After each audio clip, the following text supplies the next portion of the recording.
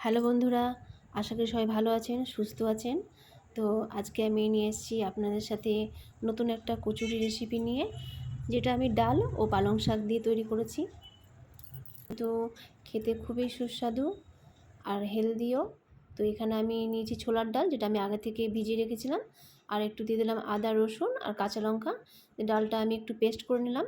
একদম কিন্তু fine paste করব না, একটু কিন্তু গোটা গোটা থাকবে।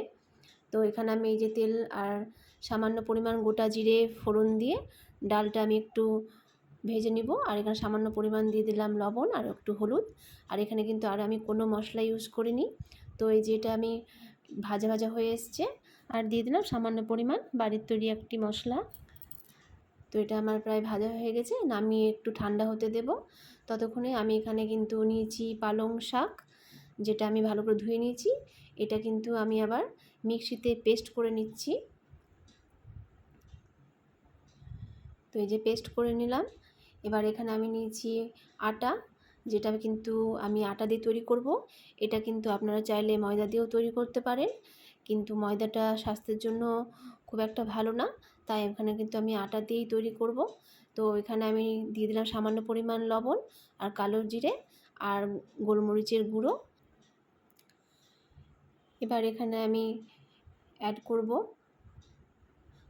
দই, টক দই। এটা কিন্তু বাড়ির পাতা টক দই। আর আমি এখানে পালং শাকের পেস্টটাও দিয়ে দিলাম, আর দিয়ে দিলাম সামান্য পরিমাণ তেল। এবার এটা ভালো করে এই যে মাখিয়ে নিয়েছি। এবার এটা কিন্তু আমি ছোটো ছোটো করে গোলার আকারে তৈরি করে নিব।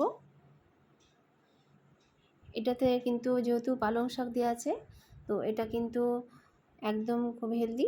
যদি বাচ্চারা যারা শাক খেতে একদম কিন্তু পছন্দ করে না, তাদের এইভাবে কিন্তু শাক খাওয়াতে পারেন।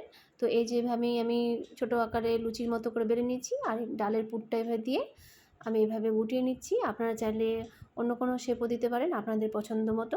তো আমি এইভাবে চৌকো শেপ দিয়েছি। আর এখানে একটু ডিজাইন করার জন্য আমি এখানে কাঁটা চামচ ইউজ করেছি, যেটা কিন্তু বেশ দেখতে ভালোই লাগছে।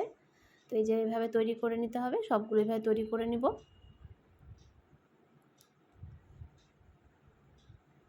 আর রেসিপিটা কিন্তু খেতে খুব ভালো।